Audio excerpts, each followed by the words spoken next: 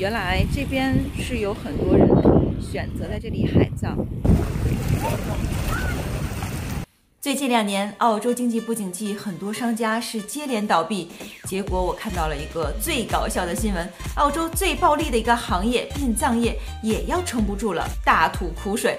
求求你们，你们再不玩完，我们就要玩完了。和我见面啦，很高兴，也非常感谢您可以点开我的视频。我是小妍，把澳洲好玩事讲给你听。别忘了关注一下我，您的关注是对我最大的鼓励。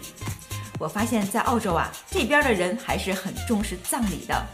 一块风水好的墓地能卖出一套房的价格，一场体面的葬礼比一场婚礼还贵。殡葬业在澳洲可真是一个吸金的暴利行业。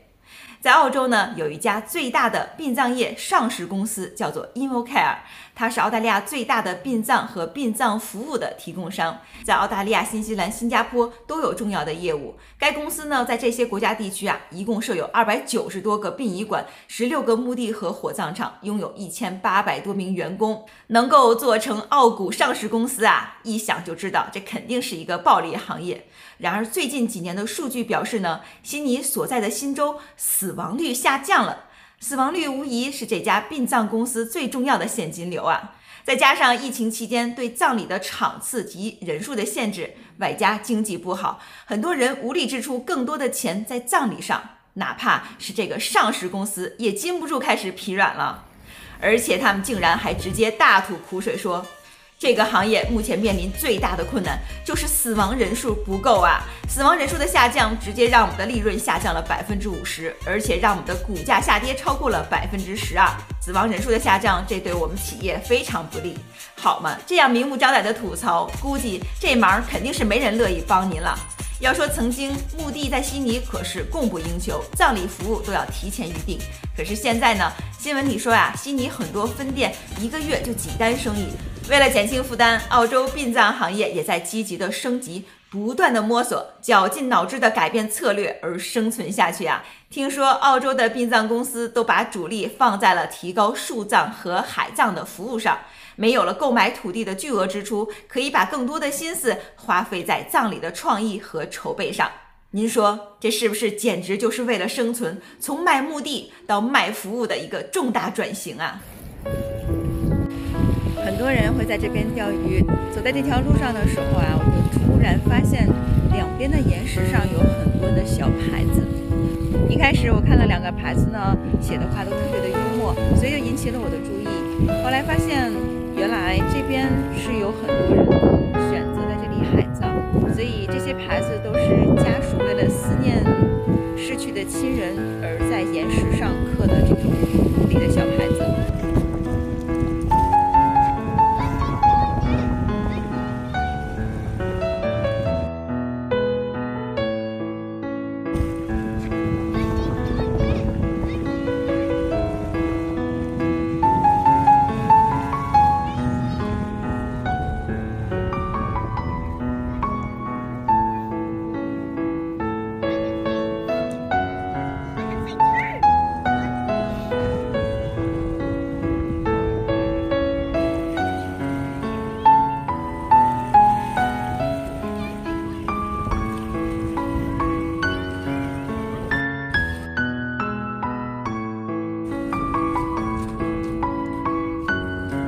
这条路真的好长好长，我们把车停在那边的停车场。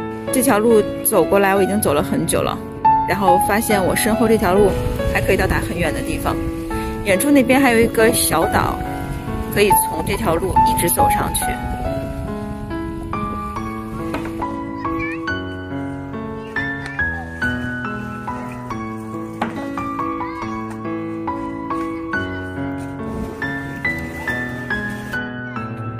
发现这边很多石头都是绿色的，发绿色。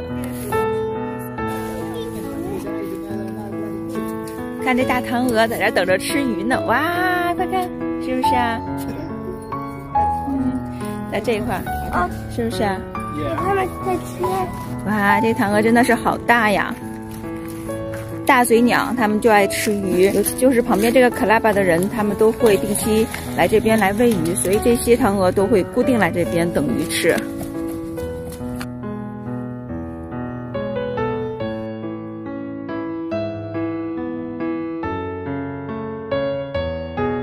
好了，那今天视频先录到这里了，非常感谢您的观看。如果您喜欢我的视频，也非常感谢您可以点赞、评论、转发和关注我。澳洲好玩的事情讲给你听，那我们下期再见了，拜拜。